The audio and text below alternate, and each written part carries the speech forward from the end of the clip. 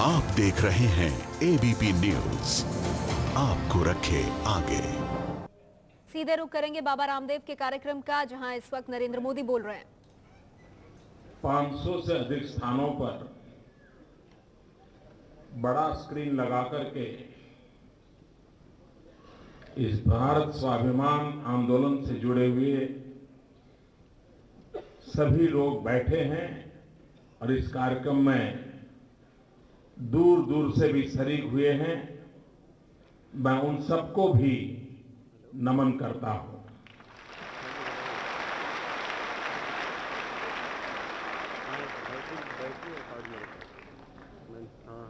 आजादी के बाद यह पहला चुनाव ऐसा आ रहा है कि जिसने पुरानी सारी परंपराओं को नष्ट कर दिया है।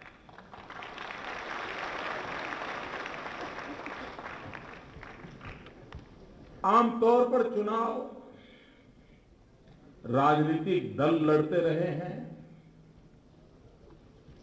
उम्मीदवार लड़ते रहे हैं, अपना काम देवे दूसरे खराब कर रहे हैं। लेकिन ये पहला चुनाव ऐसा है जो चुनाव अपने आप में एक जन आंदोलन बन गया है।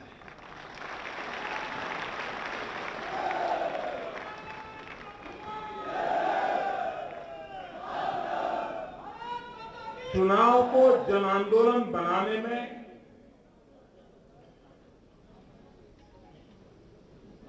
पूज्य रामदेव जी की अखंड एक निष्ठ तपस्या भी है।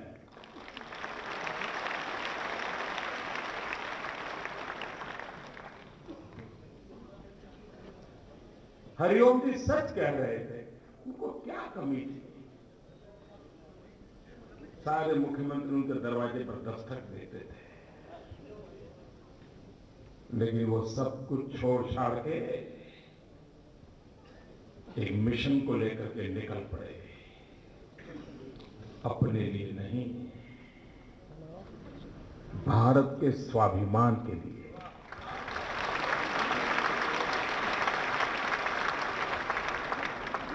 कभी कभी पीड़ा भी होती है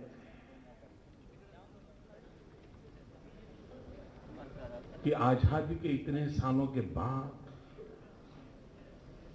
हमें ही, हमारे ही देश के स्वाभिमान के लिए लड़ाई लड़नी पड़े। ये अजूबा सा है। ये तो सहज प्राप्य होना चाहिए, स्वाभाविक प्रक्रिया होनी चाहिए। लेकिन न जाने क्या क्या रुकावटें रही कि आज स्वाभिमान के लिए लड़ाई लड़नी पड़ रही है। भाइयों बहनों, आज जब हम भारत के स्वाभिमान की लड़ाई लड़ने वाले सिपाहियों के बीच खड़े हैं, तब अपने इस कार्यक्रम के दरमियान ही इसरो के भारत के वैज्ञानिकों ने, भारत के इंजीनियरों ने सफलतापूर्वक जीएसएलवी D5 को लॉन्च करने में सफलता पाई है। मैं भारत के सभी वैज्ञानिकों को, इंजीनियरों को इस सफलता दिलाने के लिए इस पवित्र मंच से बहुत बहुत बधाई देता हूं, शुभकामनाएं देता हूं।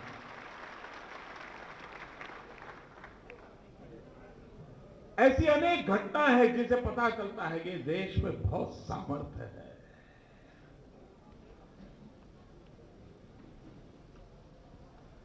भाइयों बहनों, मैं निराशावादी इंसान नहीं हूं। मेरी डिक्शनरी में निराशा शब्द नहीं है।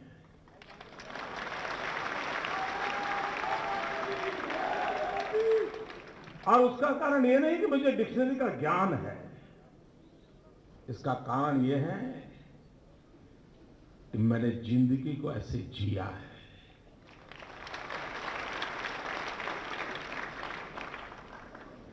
जब आजकल लोग अनाप शनाप इल्जाम लगाते हैं तो मैं भी कभी मुड़ करके खुद के जीवन की ओर देखता हूं और मैं सोचता हूं ये देश कितना महान है, यहां के लोग कितने महान हैं कि जिन्होंने रेल के डिब्बे में चाय बेचने वाले बच्चे को अपने कंधे पर उठा लिया।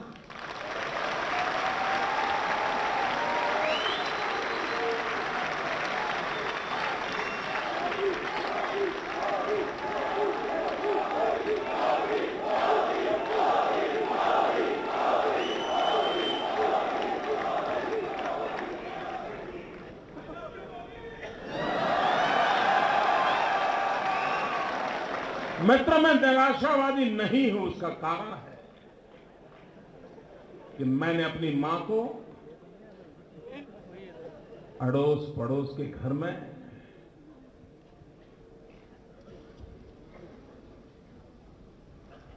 बर्तन साफ करके, पानी भर के,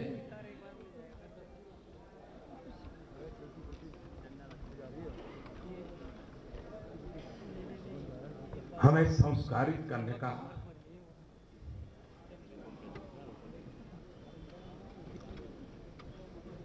और बिना निराश हुए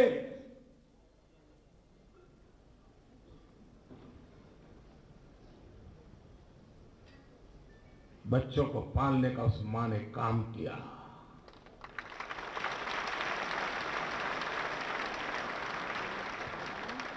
मैं भी बाबा रामदेव जी को एक सवाल पूछ रहा था कि मुझे हिंदी शब्द मालूम नहीं था। हमारे यहां गुजरात में कॉटन की खेती होती है और जो खेत में कपास तैयार होता है वो गरीब परिवार अपने घर ले जाकर के उसका छिलका निकाल करके अंदर से कॉटन निकालते हैं। गुजराती में उसका शब्द है काला फोलवा। मुझे मालूम नहीं हिंदी में क्या शब्द है। रुई निकालते हैं लेकिन वो जो ऊपर का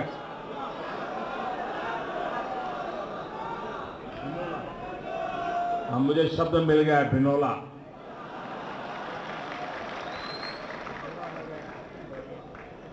हमारे यहां उसको काला बोलते हैं। वो छिलका काफी धारदार होता है, चुभता है, खून निकल जाता है।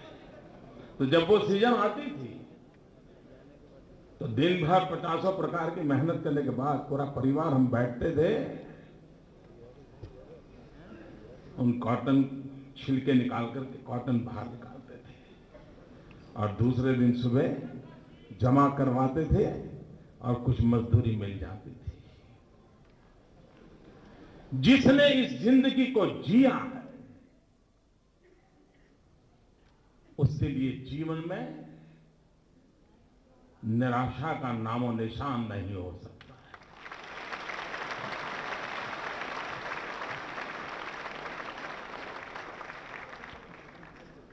जो इस पीड़ा और दर्द में पला है उसके लिए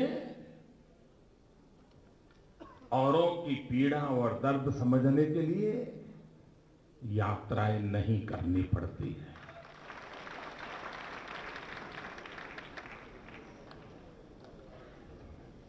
और वही पीड़ा, वही दर्द, वही संवेदना हमें कार्य करने की प्रेरणा देती है। हर पल मन में रहता है ईश्वर ने जो शरीर दिया है, जो समय दिया है, जो अवसर दिया है, उसका उपयोग भारत मां के कोटि कोटि जनों के लिए ही होना चाहिए। दुखी, पीड़ित, दरिद्री, दलित, शोषित, वंचित, उनके लिए होना चाहिए।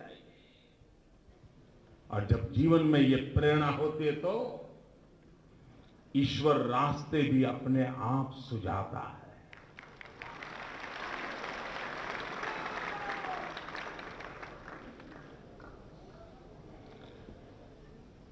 मतलब पहले के चुनाव होते थे,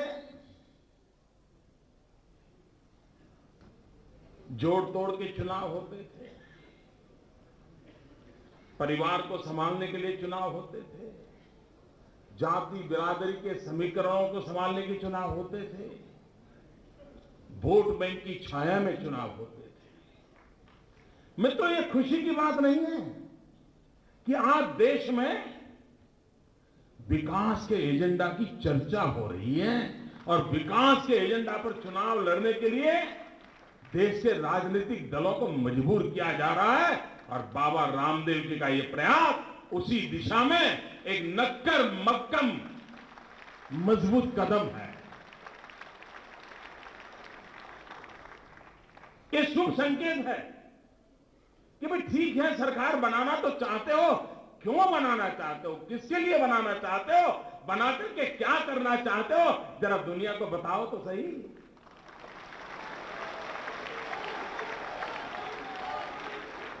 और मैं चाहूंगा ये प्रयास 2014 के चुनाव तक निरंतर चलता रहना चाहिए, दबाव बढ़ाना चाहिए और सिर्फ बीजेपी पर नहीं, सब दलों पर बढ़ाना चाहिए कि बहुत हो चुका, 60 साल बीता बुरा बर्बाद किए, अब बताओ। और भाइयों बहनों, उसके साथ साथ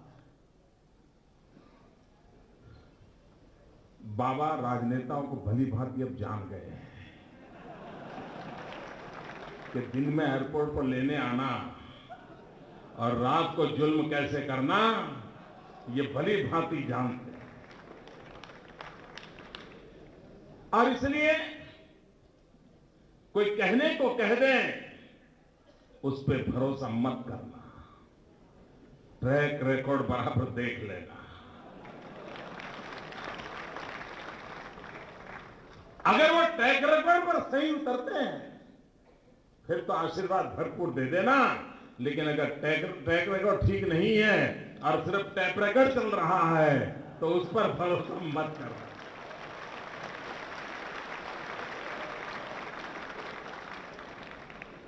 आप कल्पना कर सकते हैं भाइयों, इस देश में 65% जनसंख्या 35 से कम आयु की हो, ये विश्व का सबसे नौजवान देश हो, परमात्मा ने हर नौजवान को भूजा दी हो, बुद्धि सामर्थ्य दिया हो, कुछ कर दिखाने की ललक दी हो,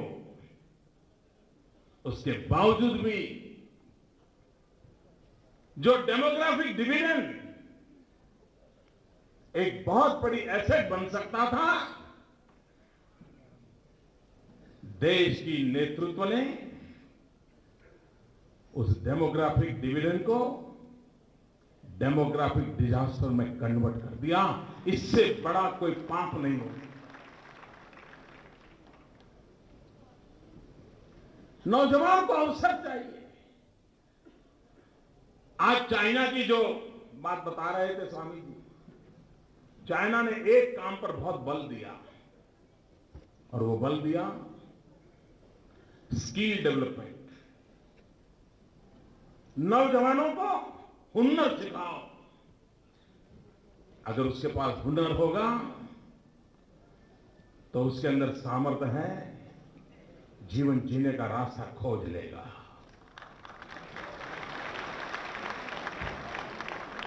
आपको जानकर के हैरानी होगी, भारत सरकार ने बार बार भांति भांति प्रकार के स्किल डेवलपमेंट के मिशन बनाए, प्रधानमंत्री तक उसके चेयरमैन बने, हर 3 महीने उसका मूल्यांकन करना तय हुआ, लिखित तय हुआ, लेकिन 3 साल तक मीटिंग तक नहीं हुई। अब कोई मुझे बताए भाई, इसके लिए कोई एक्स्ट्रा ऑर्डिनरी विजन की जरूरत है क्या? काम नहीं हो सकता क्या? मैं ट्रैक रिकॉर्ड की बात बताता हूं इसलिए कि गुजरात ने उस दिशा में करके दिखाया है।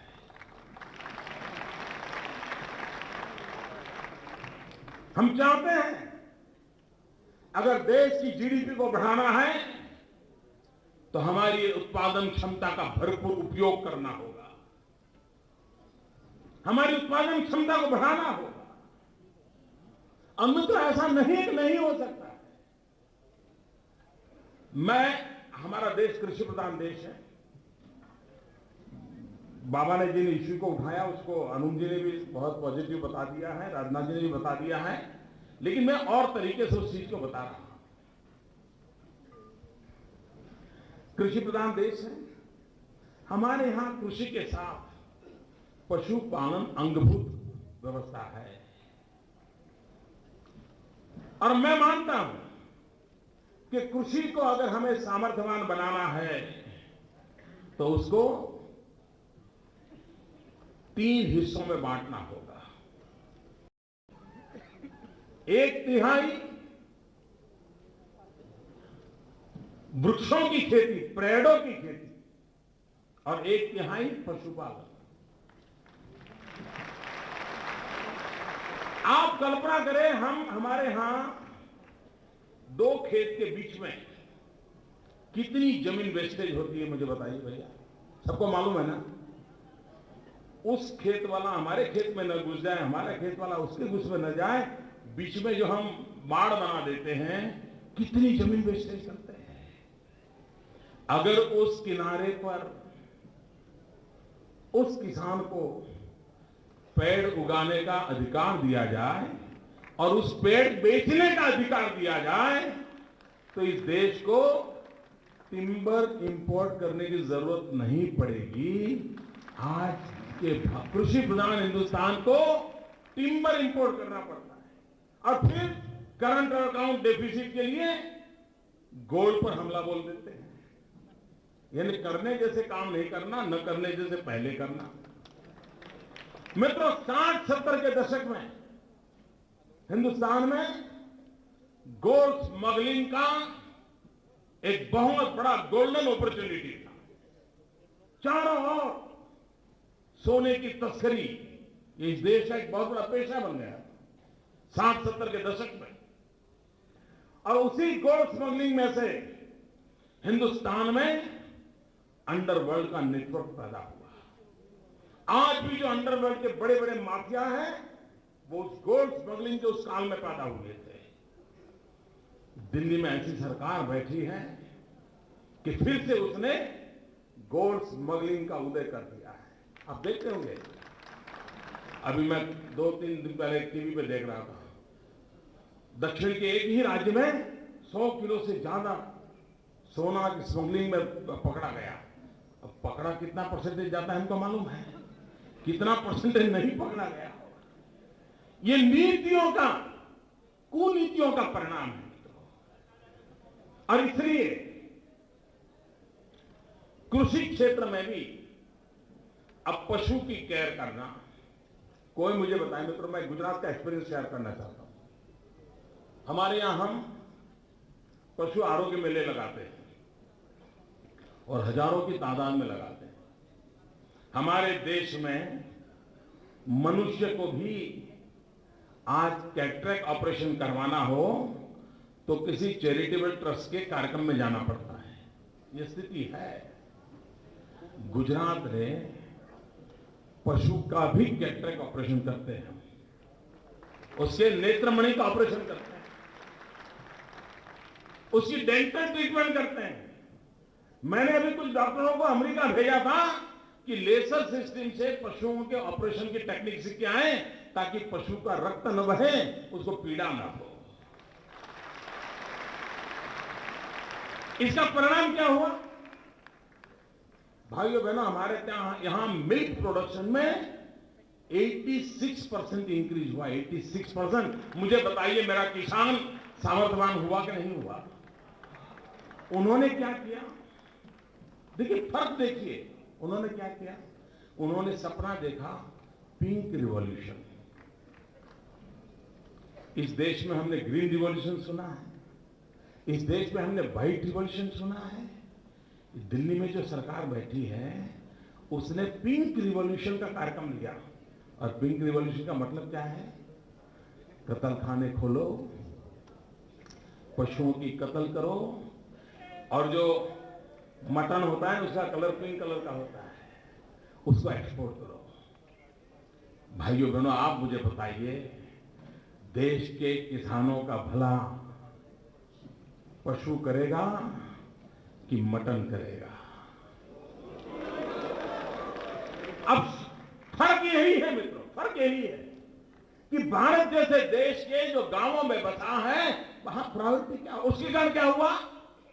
कमाई करने के इरादे से पशुओं का चोरी शुरू हो गया, स्मगलिंग शुरू हो गया।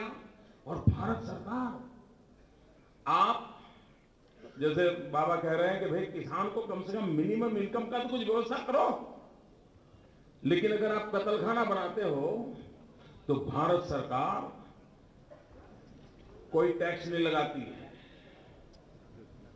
आपको बैंक से मिनिमम दर से पैसे मिलते हैं।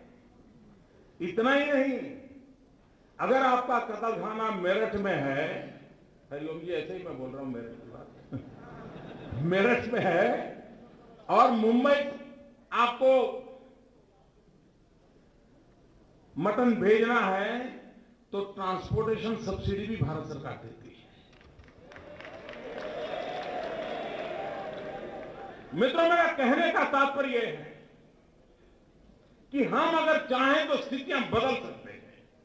जब अटल बिहारी वाजपेयी जी की सरकार थी, हमारे राजनाथ जी कृषि मंत्री थे, एक योजना शुरू की थी, बाड़ी प्रोजेक्ट।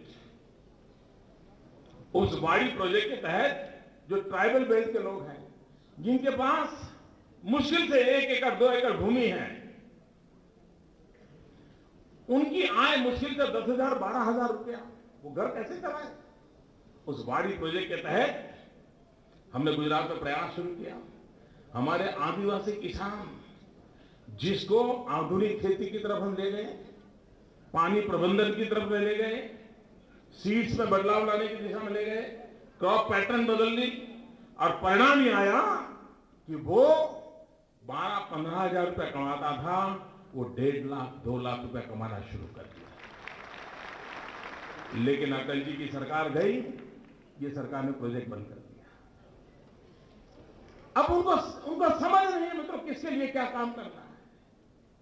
और इसलिए मैं कहता हूं कि देश को आगे बढ़ाने के लिए कोई मंगल ग्रह से मनुष्यों को लाने की जरूरत नहीं है। यहां जो है वही इस देश को बहुत आगे ले जा सकते हैं।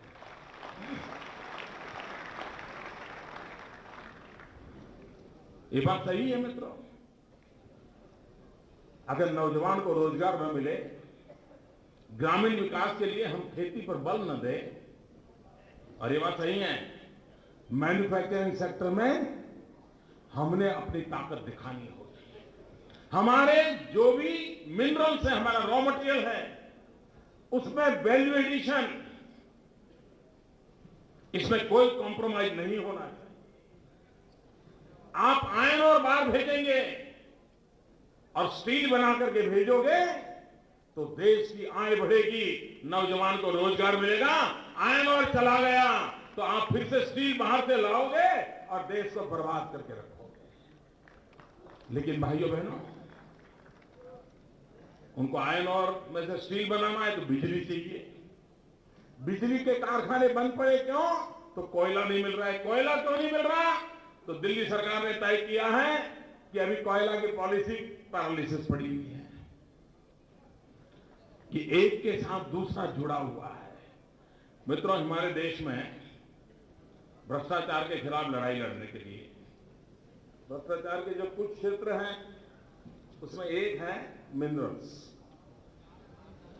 हमने गुजरात में तय किया, पहले नहीं, हमारे देश में नहीं है वैसा है, first come first serve. Minerals के लिए जो पहले अप्लाई करेगा उसका हक बनेगा, उसको पहले अलॉटमेंट होगा। हमने गुजरात में तय किया कि नहीं, हम ऐसा नहीं करेंगे, हम ऑक्शन करेंगे। जो ज्यादा बोली बोलेगा, खजाने में पैसा सरकार के पास आएगा, लोगों का, गरीबों का भला होगा। ऑक्शन मुझे बताइए भैया, ये सही रास्ता है कि नहीं है? सही रास्ता है कि नहीं है? ट्रांसपेरेंट पद्धति है कि नहीं है? हमने निर्णय किया, भारत सरकार ने हम पर प्रतिबंध लगा दिया कि कानूनन आप ऑक्शन नहीं कर सकते हो। आप हैरान होंगे मित्रों, एक सरकार है जो हिम्मत करके ऑक्शन करके अपनी इस भू संपदा को वैल्यूएशन के लिए देना चाहती है। आज मेरे यहां सीमेंट के इतने कारखाने लगने की संभावना है, लेकिन मैं लाइमस्टोन नहीं दे पा रहा हूं। क्यों? क्योंकि भारत सरकार मुझे ऑक्शन करने का अधिकार नहीं देती है और मैं ऑक्शन के बिना देने को तैयार नहीं।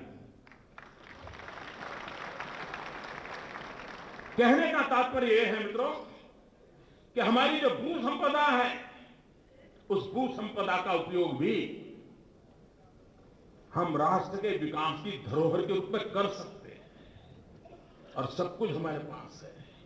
और अगर हम ध्यान नहीं देते हैं, आपको हैरानी होगी, आज हमारे देश से बालू भी स्मगल होने लगी है। जहाज भर भर करके बालू का स्मगलिंग होना शुरू हुआ है। लेकिन अगर आपकी नीतियां स्पष्ट नहीं रही तो ये संभावनाएं बढ़ती जाती है। और इसलिए भ्रष्टाचार से लड़ाई लड़ने की पहली शर्त होती है स्टेट प्रोग्रेसिव पॉलिसी ड्रिवन होना चाहिए। नीतियां लगातार नई बनती चलनी चाहिए, नीतियों के आधार पर निर्णय होते चलने चाहिए और निर्णय सही ट्रांसपेरेंट तरीके से इंप्लीमेंट होने चाहिए।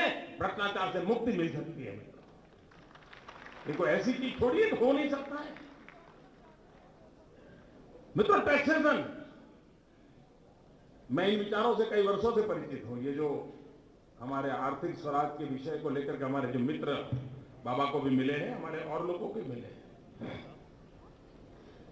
अब मुझे बताइए साहब, ऑक्ट्रोय, हमारे देश के कई राज्य हैं जो ऑक्ट्रोय बंद करने की हिम्मत नहीं दिखा रहे। हमने कर दिया, हमारी गाड़ी चल रही है, मेरे यहां ऑक्ट्रोय वगैरह सब बंद हो गया। मित्रों, कहने का तात्पर्य है कि अगर इरादा हो, और इसलिए मैं कहता हूं बार बार, देश को वादे नहीं इरादे चाहिए।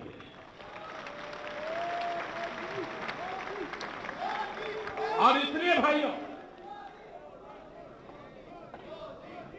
ये टैक्सेशन सिस्टम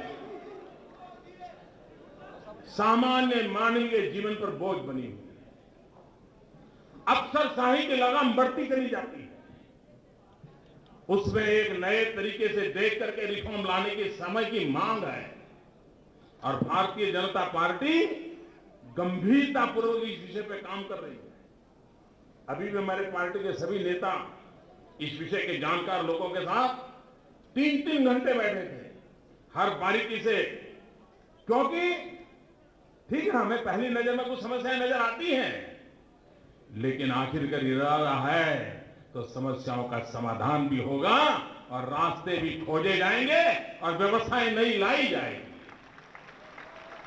और भाइयों बहनों, अगर यही व्यवस्थाएं चलानी है तो मुझे यहां आने की क्या जरूरत है?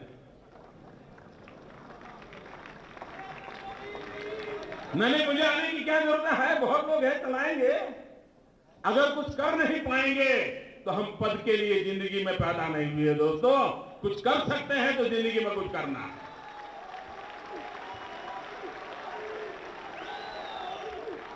लेकिन व्यवस्थाएं वो हो जो सरलीकरण लाए। एक छोटा सा उदाहरण देता हूं। ये जो अफसरशाही का जो लाइसेंस राज की दुनिया है, आपको मालूम होगा हमारे देश में जो कारखाने होते हैं, अगर बॉयलर है तो सरकार में एक बॉयलर इंस्पेक्शन की व्यवस्था होती है। अब ये बॉयलर इंस्पेक्शन जो करने वाला होता है वो शहंशाहों का शहंशाह होता है। क्या कि होते बहुत कम लोग हैं और वो बेचारे मालिक जो होते हैं परेशान होते हुए फलानी तारीख तक तो इंस्पेक्शन का सर्टिफिकेट चाहिए। वो कहता है नहीं, समय नहीं है, पहले से क्यों नहीं बोला? फिर जो कुछ भी होना चाहिए वो होता होगा और फिर वो सर्टिफिकेट देता है कि मैंने बॉयलर का इंस्पेक्शन किया और ये काम करने योग्य है। सब यही कारोबार चलता था। कोई मुझे बताए भैया, आप कार खरीदते हैं, आपकी कार ठीक है कि नहीं है, ब्रेक बराबर है कि नहीं है, उसका इंस्पेक्शन सरकार करती है क्या? सरकार करती है क्या? आप खुद करते हो कि नहीं करते हो? आपको आपकी जिंदगी की चिंता है कि नहीं है? तो फिर बॉयलर की चिंता वो करेगा कि नहीं करेगा? बॉयलर फटेगा तो वो मरेगा कि नहीं मरेगा? मैंने कहा सरकार इंस्पेक्शन नहीं करेगी, आप खुद इंस्पेक्शन करके सर्टिफिकेट हमको दे दो, हम इसको स्वीकार कर लेंगे। अफसरशाही गई कि नहीं गई? अच्छा, इसके लिए क्या करना पड़ा? तो हमने कहा स्किल डेवलपमेंट का कोर्सेज आईटीआई में चालू करो और प्राइवेट इंस्टीट्यूट खड़ी हो तो बॉयलर इंस्पेक्शन का काम करें। हजारों लड़के बॉयलर इंस्पेक्टर बन गए। वो देखते हैं और मालिक को भी चिंता रहती है, वो बिना ब्रेक की गाड़ी को चलाएगा क्या? तो बॉयलर फटने वाला है, वो चलाएगा क्या? अपने आप छोटी छोटी चीज होते हैं मित्रों। आपने देखा होगा हमारे देश में पहले बड़े बड़े मकानों में लिफ्ट बहुत कम थी और सरकार के लिफ्ट के इंस्पेक्टर रहते थे। हर सारे देश में है ये। अब करीब करीब हर घर में लिफ्ट आ गई। अब मुझे बताइए इतने इंस्पेक्टर कहां से लाओगे? मेरे यहां मैंने नियम किया कि भाई जो रहते हैं वही हर 6 महीने अपनी जांच करवा के हमको रिपोर्ट कर दें कि भाई आपके लिफ्ट ठीक है, उपयोग कर रहे हो, करते चलो। मित्रों, हम व्यवस्थाओं को बदल सकते हैं। छोटी चीजों के माध्यम से भी स्थितियों को बदला जा सकता है। और अगर एक बार परिवर्तन लाना है तो ला सकते हैं। आपको हैरानी होगी, हमारे देश में कानूनी व्यवस्था है, हर 3 साल में एक बार देश की जमीन का हिसाब किताब होना चाहिए, लेखा जोखा होना चाहिए, हर 30 वर्ष में। और देश की जमीन का लेखा जोखा, उसकी लंबाई कितनी है, मालिक कौन है, चौड़ाई कितनी है, किस प्रकार का पूरा हर 30 साल में करने का नियम है। आपको हैरानी होगी, पिछले 100 साल से हमारे देश में काम नहीं हुआ है। 100 साल से अगर ये स्थिति बनी, कई जगह में नदियों ने अपना रास्ता बदल दिया। सरकारी कागज पे वो जमीन है, खेत है, हकीकत में वो नदी बन चुका है।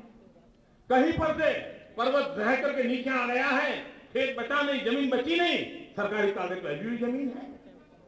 100 साल हो गए, इस काम को हमारे देश में नहीं किया गया।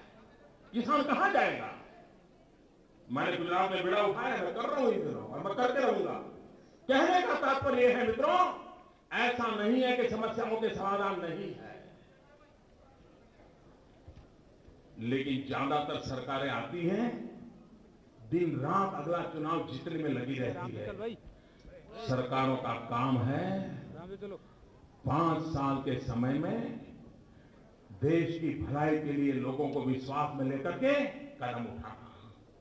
और भाइयों बहनों, मैं गुजरात एक्सपीरियंस से कहता हूं कि सब कुछ संभव है। और जो बाबा रामदेव जी ने स्वाभिमान आंदोलन के साथ जुड़े हुए सिपाहियों ने भारतीय जनता पार्टी से जो अपेक्षाएं रखी है और नरेंद्र मोदी से व्यक्तिगत रूप से जो अपेक्षाएं रखी है, हम जी जान से उसको पूरा करने की कोशिश करने वाले हैं।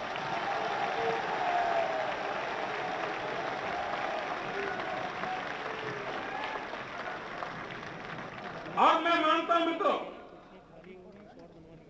हर समस्या का समाधान हो सकता है, रास्ते खोजे जा सकते हैं और परिणाम लाया जा सकता है।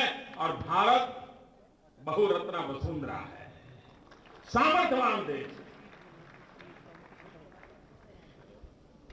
मित्रों, में भाषा के संबंध में हम लोगों के विचार बहुत परिचित है, वैदिक भृतवाद भी जानते हैं। भारतीय भाषाओं का गौरव बहुत स्वाभाविक बात है।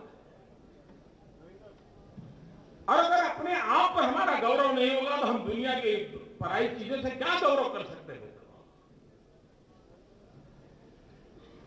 लेकिन हम आधुनिकता के पक्षधर हैं, हम टेक्नोलॉजी के पक्षधर हैं, हम विज्ञान को प्राथमिकता देने के पक्ष के हैं, क्योंकि हमने विश्व के सामने उस सामर्थ्य के साथ खड़ा रहना है। और दुनिया जो भाषा समझे, उस भाषा में मेरे देश का बच्चा आंख में आंख मिला करके बांट सके, ये भी ताकत होनी चाहिए।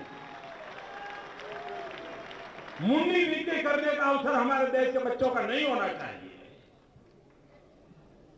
लेकिन अगर हमारी अपनी भाषाओं पर गर्व नहीं होगा, स्वाभिमान नहीं होगा, तो आप दुनिया में आंख से आंख मिलाकर बात कभी कर नहीं सकते हैं। और इसलिए पहले अपने पर भरोसा होना चाहिए, अपने पर स्वाभिमान होना चाहिए, अपनी हर परंपराओं पर गर्व होना चाहिए।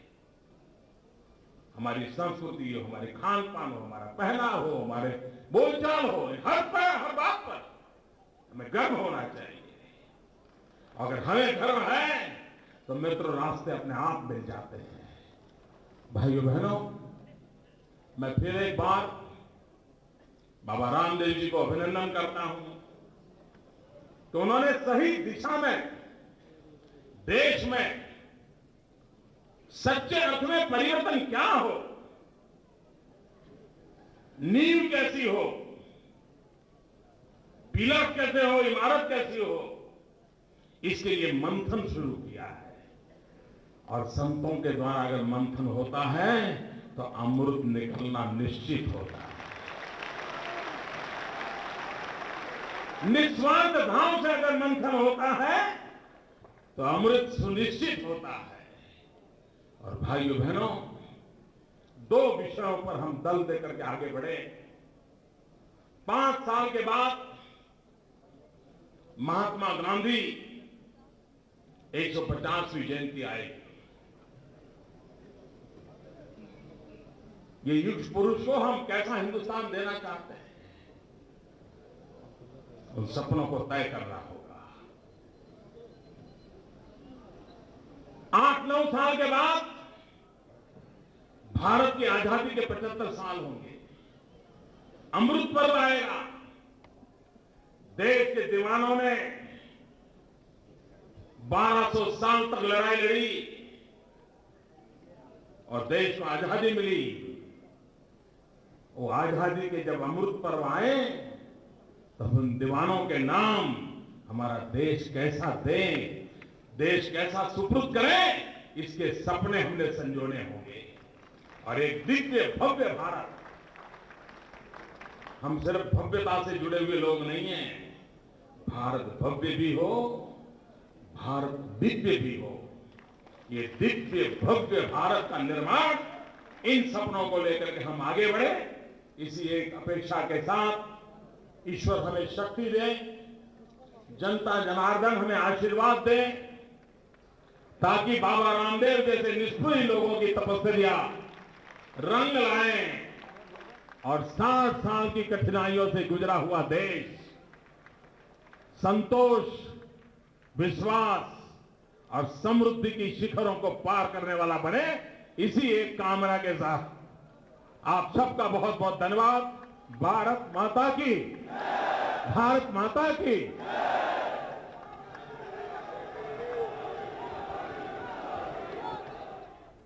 रामदेव के मंच से नरेंद्र मोदी को आप सुन रहे थे। नरेंद्र मोदी ने साफ कहा कि किस तरह से रामदेव की जो शर्तें उन पर नरेंद्र मोदी बोले और कहा कि रामदेव की जो अपेक्षाएं हैं उनको पूरा करेंगे, रामदेव की अपेक्षाओं पर खरा उतरेंगे। रामदेव ने टैक्स फॉर्मूले की बात की थी, उस पर नरेंद्र मोदी ने कहा कि टैक्स सिस्टम को आसान बनाने पर विचार जारी है, कर प्रणाली को आसान बनाना होगा और जो भी बाबा रामदेव ने अपेक्षाएं रखी हैं उन्हें पूरा करने की कोशिश होगी। रुक रहे हैं कुछ देर के लिए, फौरन हाजिर होंगे।